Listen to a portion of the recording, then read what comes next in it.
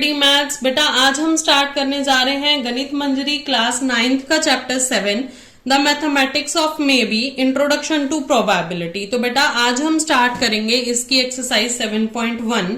तो चलो देखते हैं हमारा 7.1 का क्वेश्चन नंबर 1। क्वेश्चन नंबर 1 में हमें दे रखा है rank of the following events on a scale from 0 impossible to 1 certain. तो ये 0 से 1 का स्केल किस तरीके से होता है हमने इंट्रोडक्शन वीडियो में देख लिया है ना। तो हमें कुछ इवेंट्स दे रखे हैं, हमने उनको स्केल के हेल्प से ये बताना है कि वो 0 से 1 तक कहाँ पे आते हैं। लेबल ईच इवेंट, हर इवेंट को impossible, less likely, equal likely या इवन चांस या मोर लाइकली, सर्टेन का लेबल भी देना है। And give reason why you give such event its ranking, और आपको अपना रीजन भी देना है कि आपने ये रैंकिंग क्यों ली है। तो ठीक है बेटा, चलो स्टार्ट करते हैं हमारा फर्स्ट पार्ट। इसमें फर्स्ट पार्ट में दे रखा है the next Monday will come after Sunday. तो देखो मंडे तो संडे के आफ्टर ही आता है ना, मतलब मंडे संडे के बाद ही आता है। ये डेज जो हैं वीक उसी फिक्स्ड रेशो में फॉलो करते हैं, रिपीटिंग ऑर्डर्स होते हैं। तो ये तो हमारे पास सर्टेन होता है, हो गया ना। तो स्केल वैल्यू पहले लिख देते हैं, स्केल वैल्यू। तो स्केल वैल्यू तो हमारी आ जाएगी 1, क्योंकि हमें पता है कि 1 जो होता है वो सर्टेन होता है। उसके बाद इन्होंने बोला लेबल भी लगाओ, तो लेबल आ जाएगा हमारा, क्या आ जाएगा, लेबल आ जाएगा सर्टेन का, है ना। और अब रीजन देना है हमें, तो हम रीजन लिख देते हैं, reason the days of week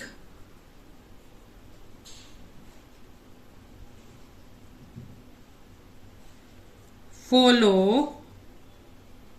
a fixed repeating order, है ना। एक फिक्स्ड और रिपीटिंग ऑर्डर फॉलो करते हैं ना, डेज और वीक्स। तो वो सारी चीजें लिख देनी है हमने।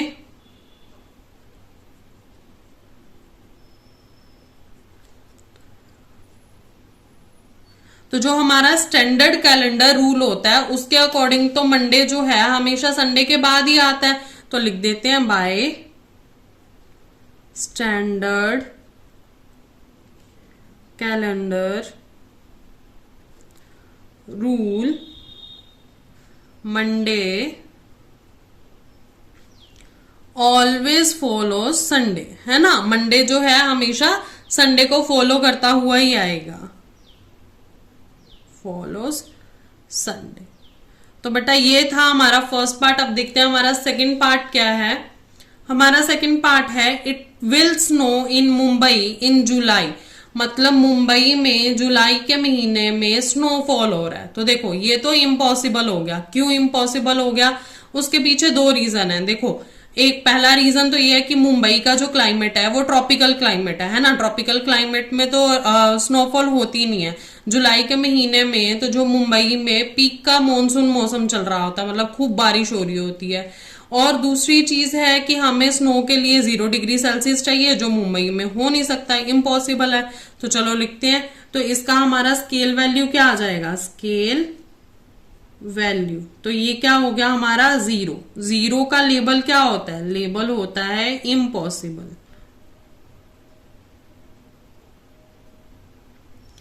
अब रीजन क्या है, रीजन जो अभी मैंने समझाया वही लिख देते हैं कि Mumbai has a tropical climate, है ना। तो Mumbai has a tropical climate, July falls during the peak monsoon season, है ना। जुलाई कब आता है, जब वहां पर पीक का मॉनसून सीजन चल रहा होता है।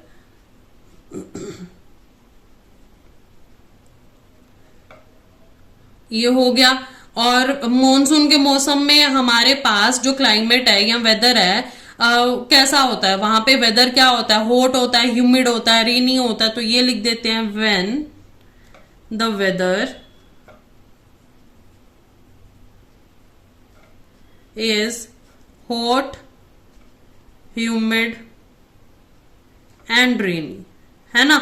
और दूसरी चीज, दूसरा रीजन क्या बताया था मैंने कि स्नो जो है उसको फ्रीजिंग टेम्परेचर चाहिए, जो कभी भी मुंबई में हो नहीं सकता। तो ये भी लिख देते हैं snow requires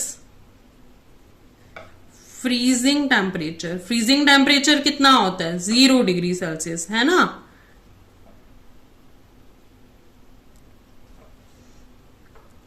temperature 0 degree Celsius which never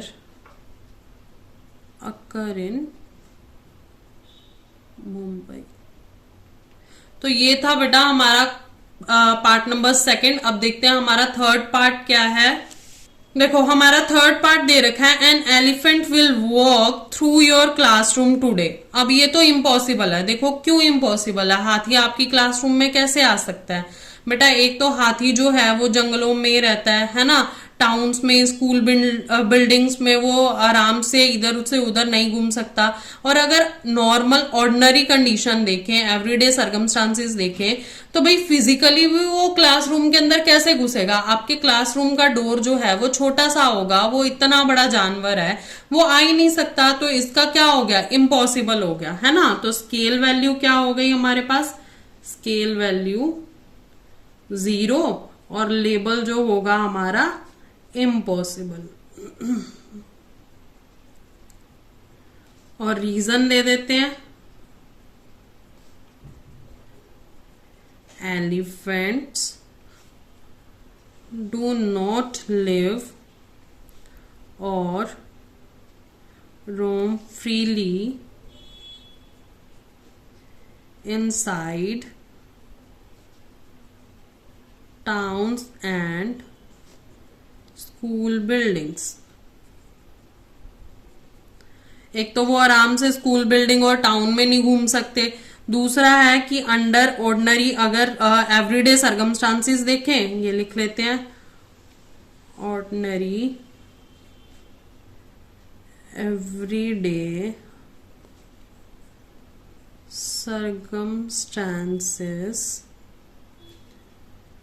it is, वो फिजिकली नहीं आ सकता ना बेटा, इट इज फिजिकली रिस्ट्रिक्टेड, है ना।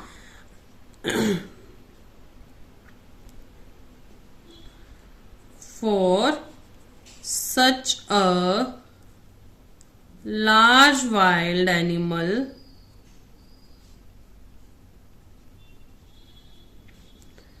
To enter a human educational classroom, तो फिजिकली भी क्लासरूम के अंदर नहीं एंटर कर पाएगा। तो बेटा ये था हमारा पार्ट नंबर थर्ड। अब फोर्थ क्वेश्चन है, you will greet at least one friend at school tomorrow. तो इसका मतलब है कि आप कल अपने किसी एक दोस्त को ग्रीट करोगे स्कूल में। तो देखो बेटा ये हमारे पास मोर लाइकली हो सकता है, ठीक है। अब कुछ बच्चे कहेंगे कि हम तो रोज ही अपने दोस्तों से दुआ सलाम करते हैं, तो ये मोर लाइकली कैसे हुआ, ये तो सर्टेन होना चाहिए। लेकिन बाई चांस ये मान लो कि आपके सारे दोस्तों ने छुट्टी करी और आप स्कूल चले गए, कहीं ना कहीं ऐसा भी तो होता होगा ना कि आपने छुट्टी, आप स्कूल चले गए, आपके सारे फ्रेंड्स छुट्टी पे हैं, बाकी अब जो स्पेशल फ्रेंड्स होते हैं हम उन्हीं को ग्रीट करते हैं, पूरी क्लास को तो करते नहीं है ना। तो इसके लिए हम इसको मोर लाइकली में रखेंगे। तो स्केल वैल्यू क्या आ जाएगी, स्केल वैल्यू आ जाएगी हमारे पास 3/4, या फिर आप लिख सकते हो हमारे पास ये आ जाएगा नियर टू 1, ठीक है। और हमारे पास लेबल क्या आ जाएगा, लेबल हमें पता है ऐसे उसके लिए बोला जाता है मोर लाइकली। तो रीजन दे देते हैं जो अभी हमने पढ़ा है, जो मैंने समझाया है। देखो गोइंग टू स्कूल, सबसे पहले तो हम ये लिखेंगे कि आप अपने स्कूल में सारे आसपास आपके क्लासमेट्स होते हैं, आपके पीयर्स होते हैं, तो एटलीस्ट एक बच्चे को तो बड़ा कॉमन है कि आप डेली रूटीन में ग्रीटिंग करोगे। लेकिन इसको 1 क्यों लेबल नहीं दे रहे, इसलिए नहीं दे रहे क्योंकि बहुत कम चांसेस हैं कि आपके फ्रेंड्स जो हैं सारे घर पे रुके हो या फिर एब्सेंट हो। तो ये लिखते रहते हैं going to school being surrounded by your classmates and peers. अब पीयर्स क्या होते हैं, फ्रेंड्स, ठीक है। तो इनको ग्रीटिंग करना, greeting at least one friend, ये बड़ा कॉमन है ना, at least one friend is very common.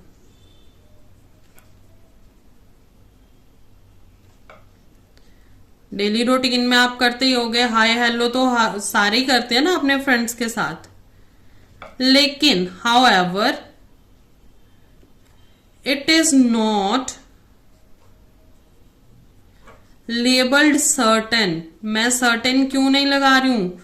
क्योंकि बहुत कम चांसेस हैं, बिकॉज अ टाइनी चांसेस, ठीक है, because there is a tiny chances that your friends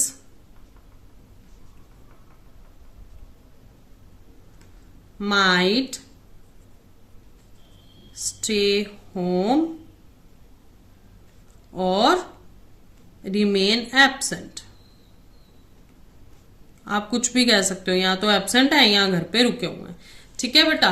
तो ये हमारे पास हो गई हमारी एक्सरसाइज 7.1। इसमें कुछ खास था नहीं, अगर आपने इंट्रोडक्शन वीडियो समझी होगी तो इसमें आपको 1 सेकंड भी नहीं लगेगा, आप आराम से एक्सरसाइज कर लोगे।